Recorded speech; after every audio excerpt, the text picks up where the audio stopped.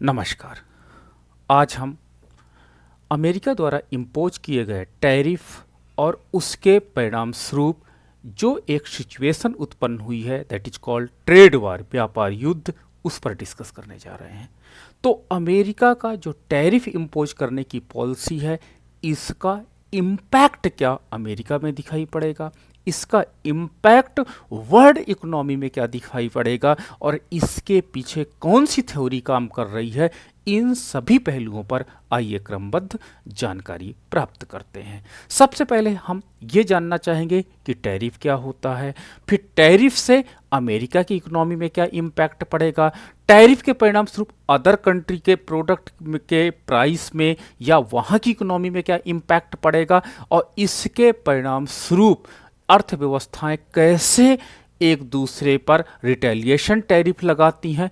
इन सभी पहलुओं के विषय में आइए हम क्रमबद्ध रूप से जानते हैं। सबसे पहले हम ये जानना चाहेंगे कि टैरिफ क्या होता है। देखिए, इकोनॉमिक्स की शब्दावली में टैरिफ एक बहुत प्रचलित शब्द है। इसका प्रयोग हरदम आयात शुल्क के रूप में किया जाता है। आयात शुल्क का तात्पर्य यह होता है कि जब कोई कंट्री किसी अन्य कंट्री से वस्तुएं अपने देश में मंगाती है तो उस पर जो शुल्क लगाया जाता है वो आयात शुल्क कहलाता है। सपोज दैट हमारे पास एक इकोनॉमी है अमेरिका, जिसके आपने टैरिफ देखा होगा। वो चाइना से प्रोडक्ट मंगा रही है, वो मैक्सिको से प्रोडक्ट मंगा रही है, वो कनाडा से प्रोडक्ट मंगा रही है, यानी इंपोर्ट कर रही है। अब ये कंट्री चाइना जो है वो एक्सपोर्टर के रूप में रोल प्ले कर रहा है और अमेरिकन इकोनॉमी क्या कर रही है, वो इंपोर्टर के रूप में रोल प्ले कर रही है। अब यहां पर हम देखते हैं कि ये चाइना जो है, चाइना के प्रोडक्ट पर इन्होंने टैरिफ लगा लिया। सपोज दैट टैरिफ के पहले इनके यहां 100 रुपए में वस्तुएं आती थी, ठीक है, वहां तो डॉलर चलता है, बट हम एक एग्जांपल के लिए 100 रुपए में वस्तुएं पहले इंपोर्ट करता था कुछ, लेकिन अमेरिका ने जानबूझ करके इस पर 10% का टैरिफ लगा दिया। तो जब 10% का टैरिफ लगता है तो यानी 10 रुपए इसका टैरिफ लग गया और 10 रुपए टैरिफ लगने के परिणाम स्वरूप अब यह आयातित वस्तु का मूल्य अमेरिकी बाजार में 110 रुपए हो जाएगा। ठीक है, तो अमेरिका ने चीन द्वारा निर्मित और आयातित वस्तु पर 10% का शुल्क लगा दिया, जिससे अमेरिकन बाजार में उस वस्तु का मूल्य बढ़कर के 100 रुपए से 110 रुपए हो जाता है। अब इससे दो इफेक्ट जनरेट होंगे। एक इफेक्ट होगा अमेरिकन डोमेस्टिक मार्केट में क्या इंपैक्ट दिखाई पड़ेगा, दूसरा चाइना के डोमेस्टिक मार्केट में क्या इंपैक्ट दिखाई पड़ेगा। तो सबसे पहले टैरिफ लगाने के परिणाम स्वरूप अमेरिकन डोमेस्टिक मार्केट में जब टैरिफ लगता है तो उससे 100 रुपए वाली वस्तु अब 110 की वहां पर बाजार में उपलब्ध होगी आयातकों को। आयातक जब इसको थोक बाजार से रिटेल मार्केट में भेजते हैं तो निश्चित रूप से, क्योंकि उन्हें महंगे आयात प्राप्त हुए हैं, इसलिए वो डोमेस्टिक मार्केट में प्राइस बढ़ा देंगे। डोमेस्टिक मार्केट में प्राइस बढ़ा देने से अब अमेरिकन घरेलू अर्थव्यवस्था में वस्तुओं तथा सेवाओं का मूल्य जो चाइना से हमने इंपोर्ट किया है उसका प्राइस बढ़ जाएगा। जब उसका प्राइस बढ़ जाएगा तो उसके परिणाम स्वरूप अब वहां पर अमेरिका में चाइनीज उस वस्तु की डिमांड क्या हो जाएगी, कम हो जाएगी। और जब डिमांड कम हो जाएगी तो अमेरिका के यहां इंपोर्ट भी कम हो जाएंगे, और जब इंपोर्ट कम हो जाएंगे तो जो हमारा ट्रेड है वो हमारा ट्रेड फेवर में आ जाएगा, और जब हमारा ट्रेड फेवर में आ जाएगा तो बैलेंस ऑफ पेमेंट भी हमारे फेवर में आ जाएगा। ठीक है, तो अमेरिका अपने डोमेस्टिक मार्केट में चाइनीज वस्तु की डिमांड को कम करना चाहता है, इसलिए ऐसा उसने किया है। अब चाइना पे क्या इंपैक्ट पड़ेगा, तो चाइना पर इंपैक्ट अगर हम स्टडी करना चाहते हैं तो चाइना पर इंपैक्ट हम देखते हैं कि जब चाइना का वस्तु अमेरिकन बाजार में क्या होता है, प्राइस बढ़ गया तो डिमांड चाइना के प्रोडक्ट की कम हो गई। जब चाइना के प्रोडक्ट की डिमांड कम हो गई, जो हम यहां पर देख सकते थे, तो उससे चाइना जो है वो अब एक्सपोर्ट कम करेगा। ठीक है, अब वो एक्सपोर्ट कम करेगा, और एक्सपोर्ट कम करने से अब वहां पर अनएम्प्लॉयमेंट दिखाई पड़ने लगेगा। क्यों? क्योंकि अब हमारे पास, चाइना के पास, अब उनकी कंपनियों के जो प्रोडक्ट बनते थे उसका खरीदार ने कम लेना पसंद कर दिया, जिससे इस इकोनॉमी में अनएम्प्लॉयमेंट फैल जाएगा और यहां की अर्थव्यवस्था, चाइना की अर्थव्यवस्था अस्थिर होने लगेगी। तो इस प्रकार वर्ल्ड मार्केट में भी इसका इंपैक्ट दिखाई पड़ता, इसके और भी प्रभाव होते हैं, ठीक है, लेकिन ये एक बेसिक इफेक्ट था जो हम आपको दिखाते हैं। अब आइए देखिए कि जो अमेरिका में अभी हाल ही के दिनों में टैरिफ लगाया गया, तो उस टैरिफ के परिणाम स्वरूप एक प्रकार से ट्रेड वार की सिचुएशन उत्पन्न हो गई, और जिसके परिणाम स्वरूप चाइना, मैक्सिको, कनाडा ने क्या किया, प्रशुल्क लगाने की बात सोची। प्रशुल्क, रिटेलिएशन जिसको कहते हैं, प्रतिघात, मतलब ये क्या होता, आपने हमारे प्रोडक्ट पर टैरिफ लगाया, हम आपके प्रोडक्ट पर टैरिफ लगाएंगे। इस परिणाम से इससे क्या हो जाएगा कि इंटरनेशनल ट्रेड का जो वैल्यूम होगा, अगर हम आपके प्रोडक्ट पे टैरिफ लगाएंगे, आप हमारे प्रोडक्ट पे टैरिफ लगाएंगे, तो इंटरनेशनल मार्केट जो आपका डीओपी है या ट्रेड है वो कम होता चला जाएगा। इसके परिणाम स्वरूप संपूर्ण अर्थव्यवस्था, जो विश्व की जितनी भी अर्थव्यवस्थाएं होंगी, उसमें ट्रेड कम होता जाएगा और सभी देशों की जीडीपी कम होना प्रारंभ हो जाएगी। तो ये एक प्रकार का ट्रेड वार है, ठीक है। तो आइए देखते हैं कि क्या हुआ था कहानी। तो सबसे पहले हम बात करते हैं कि 1 फरवरी 2025 को यह कहानी यहां से स्टार्ट होती है। अमेरिका के राष्ट्रपति डोनाल्ड ट्रंप ने कनाडा, चाइना और मैक्सिको पर नए टैरिफ लगाए, यानी नए रेट से टैरिफ इंपोज कर दिए। जो ये कनाडा से प्रोडक्ट मंगाते थे उन पर, जो चाइना से प्रोडक्ट अपने कंट्री में इंपोर्ट करते थे उस पर, और जो मैक्सिको से इंपोर्ट करते थे उस पर। आगे बात आई, अमेरिकी आयातकों को अब कनाडा, मैक्सिको से आयातित वस्तुओं पर 25%, थोड़ा मोड़ा नहीं, बहुत 25% इंपोर्ट टैरिफ लगाया गया था। यानी प्राइस आपका कितना तेजी से बढ़ा होगा। अब चीन से आने वाली वस्तुओं पर 10% टैक्स इसने, यानी कनाडा और मैक्सिको पर तो हाई टैक्स इंपोज किया, बट चाइना का प्रोडक्ट पर उन्होंने टैक्स इंपोज तो किया बट कम किया।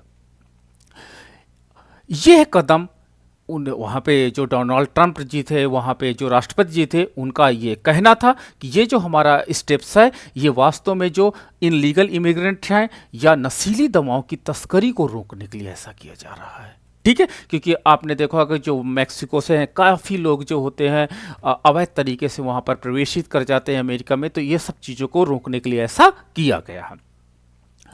चीन पर टैरिफ लगाने का मुख्य कारण है फेंटानाइल रसायनों की तस्करी रोकना, ठीक है। तो देखिए ये कारण था पहला कि अवैध प्रवेशन, नशीली दवाओं की तस्करी और फेंटानाइल रसायनों की तस्करी को रोकने का मुख्य उद्देश्य था, जो अमेरिका के राष्ट्रपति महोदय ने अपने संबोधन में बताया। यह टैरिफ अमेरिका के 3 सबसे बड़े व्यापारिक समझौते साझेदारों को प्रभावित कर रहा था, क्योंकि सबसे ज्यादा इंपोर्ट इन्हीं कंट्री से हो रहा था, तो इन्हीं को प्रभावित इसके अंतर्गत किया गया। अब इसका इंपैक्ट देखो अमेरिकी अर्थव्यवस्था में क्या पड़ेगा। अमेरिका का जो 1.3 ट्रिलियन डॉलर का जो आयात हो रहा था, किससे, कनाडा से, चाइना से और मैक्सिको से हो रहा था, वो प्रभावित हो गया।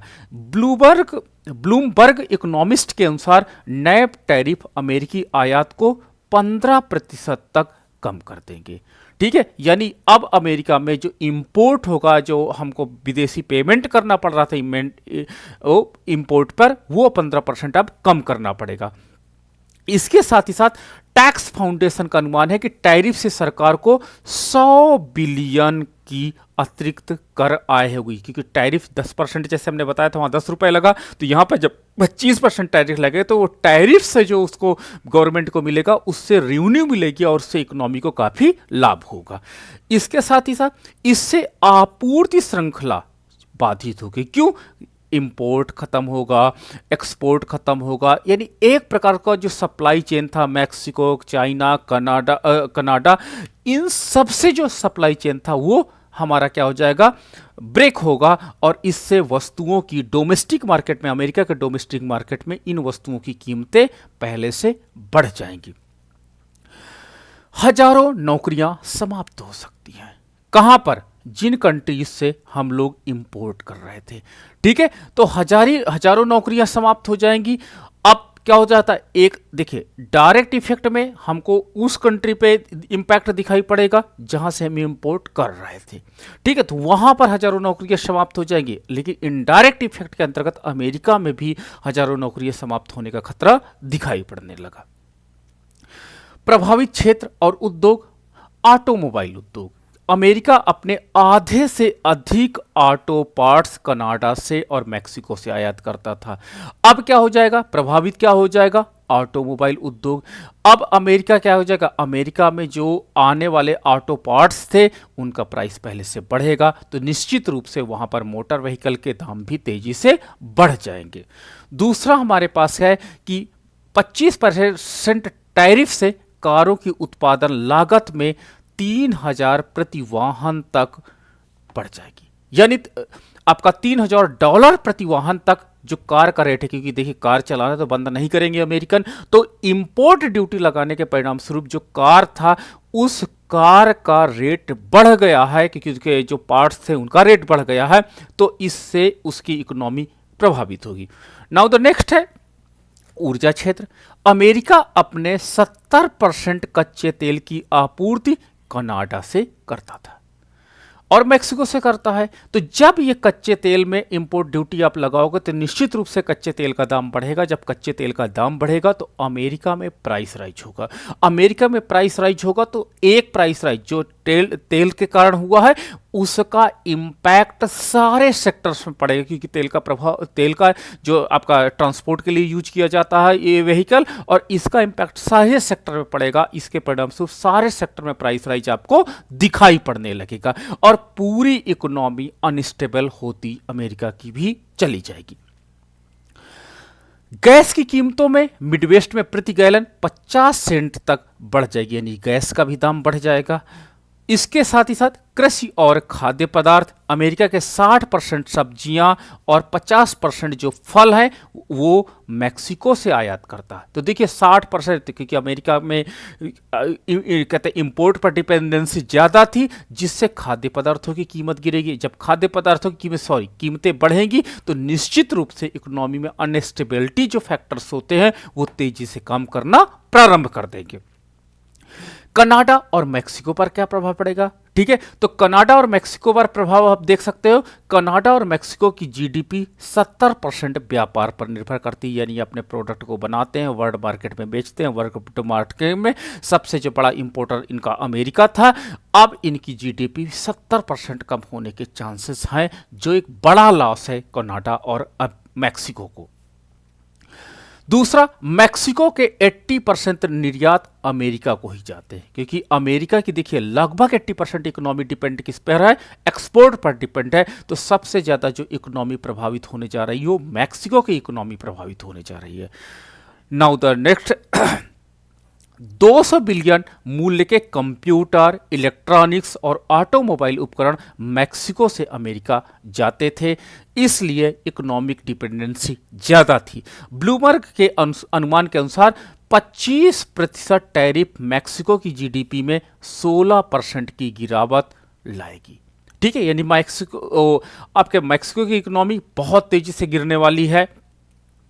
मैक्सिको का ऑटोमोबाइल इंडस्ट्री पर सबसे अधिक प्रभाव पड़ेगा, क्योंकि 80% जो वाहन है, इनके बनाए निर्मित वाहन है, वो अमेरिका को जाता था।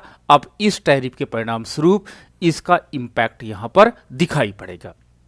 ऊर्जा और तेल क्षेत्र उद्योग पर प्रभाव, तो अमेरिका को मैक्सिको के 60% पेट्रोलियम निर्यात होते हैं। ठीक है, मैक्सिको जो होता है वो सिर्फ 60% पेट्रोलियम जो है अमेरिका को एक्सपोर्ट करता है। अब उसका प्राइस बढ़ेगा। अमेरिका मैक्सिको को रिफाइन करता है। देखो कच्चा तेल क्या होता है, देखो मैक्सिको से अमेरिका जो है वो कच्चा तेल जाता है। ठीक है, इसमें टैरिफ लगा दिया तो यहां पे प्राइस बढ़ेगा। अब अमेरिका फिर मैक्सिको को बेच देता है, तो जब ज्यादा प्राइस है तो निश्चित रूप से मैक्सिको में भी तेल का रेट बढ़ जाएगा। क्यों? क्योंकि रिफाइंड जो ऑयल है वो अमेरिका मैक्सिको को परिष्कृत तेल का निर्यात करता है, तो 70% तेल का दाम बढ़ जाएगा। तो इससे केवल अमेरिका में ही प्राइस राइज नहीं होगा, बल्कि इसका इंपैक्ट मैक्सिको में भी हमको दिखाई पड़ेगा। इसके साथ ही साथ कनाडा का 80% तेल निर्यात अमेरिका को जाता है। ठीक है, तो यानी जो कनाडा है वो एक्सपोर्ट करता है आपका ऑयल का 80%।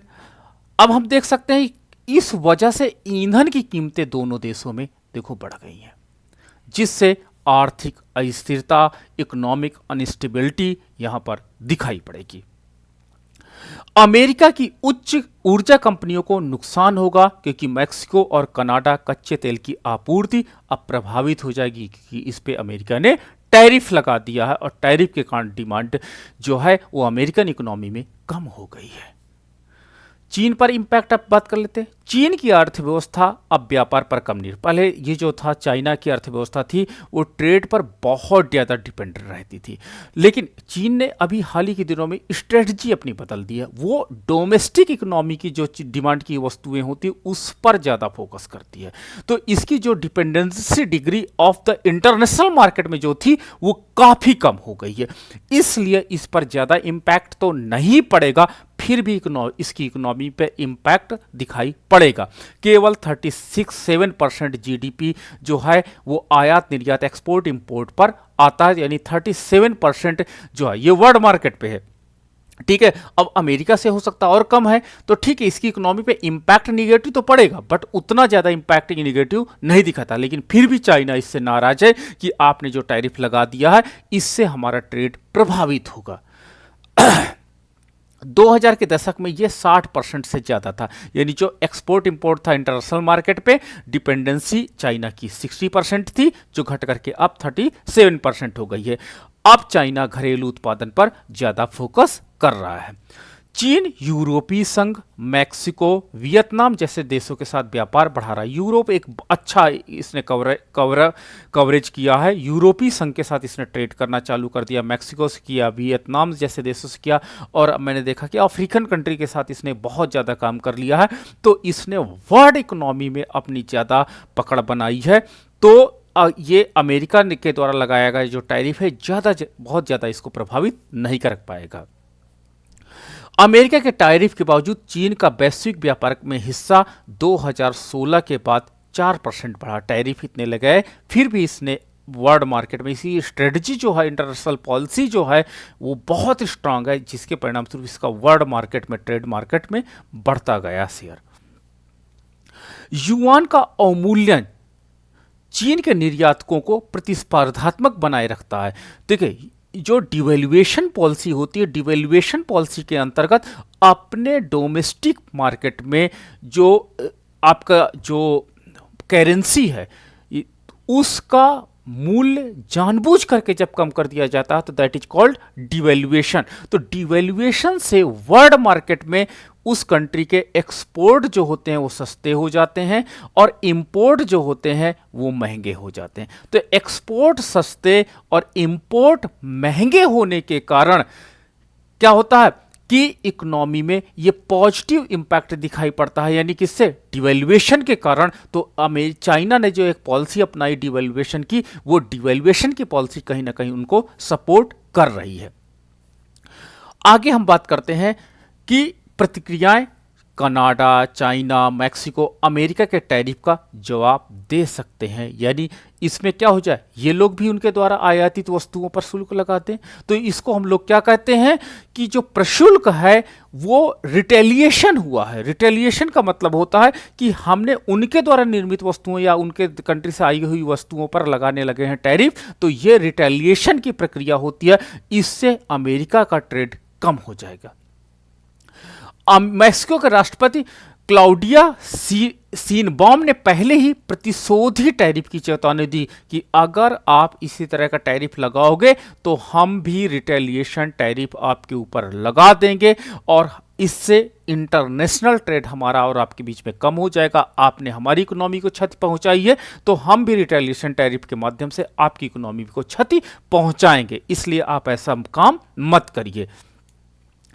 ठीक है, United state Mexico Canada agreement के तहत दोनों देश प्रतिशोधी कार्रवाई कर सकते हैं। अगर आप हम पे टैरिफ लगाओगे तो हम आप पे भी टैरिफ लगाएंगे। 2018 में कनाडा और मैक्सिको ने अमेरिका के 15 बिलियन के उत्पादों पर टैरिफ लगाया था। 2018 में देखिए कनाडा और मैक्सिको ने, ठीक है, तो वही कदम फिर से यहां पे उठाया जा सकता है। चीन ने 2018-19 में अमेरिकी कृषि उत्पादों पर 20 बिलियन के निर्यात पर प्रतिबंध लगाया था। अमेरिकी राज्यों पर प्रभाव हमको दिखाई पड़ सकता है। टेक्सास के 20 बिलियन मूल्य के चिप्स, ऑटो पार्ट्स, इलेक्ट्रॉनिक उपकरण प्रभावित होंगे अगर इन कंट्रीज ने टैक्स लगा दिया तो। रिटेलिएशन टैरिफ लगा दिया तो अमेरिका का टेक्सास जो सिटी है जहां पे ये वस्तुएं बनते हैं, इनको इतना नुकसान हो जाएगा। दूसरा, न्यू मैक्सिको का 70% निर्यात मैक्सिको को ही जाता है, जिससे अर्थव्यवस्था को बड़ा झटका लगेगा। अगला है ओहायो के $5 बिलियन के ऑटो और धातु उत्पाद कनाडा को निर्यात होते हैं, जो प्रभावित होंगे। आगे है मेन का 320 मिलियन का लकड़ी और कागज निर्यात प्रभावित हो जाएगा। अमेरिका का विनिर्माण और ऊर्जा कंपनी सबसे ज्यादा प्रभावित हो जाएंगी, ये जो प्रति हमारे पास रिटेलिएशन टैरिफ होगा उसके परिणाम स्वरूप।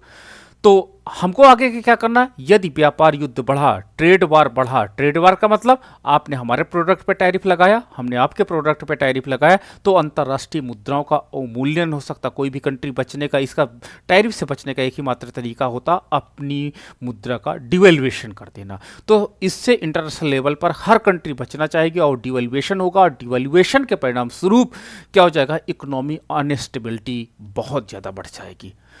आगे है अमेरिकी निर्यात महंगे हो सकते हैं, जिससे व्यापार घाटा बढ़ेगा। आगे है कनाडा और मैक्सिको की मुद्राओं का पहले से अवमूल्यन हो चुका है और ज्यादा अवमूल्यन इनके इकोनॉमी के लिए घातक हो जाएगा। और आगे है बाजारों में मैक्सिकन पेसो और कनाडाई डॉलर में और गिरावट देखी जा सकती है।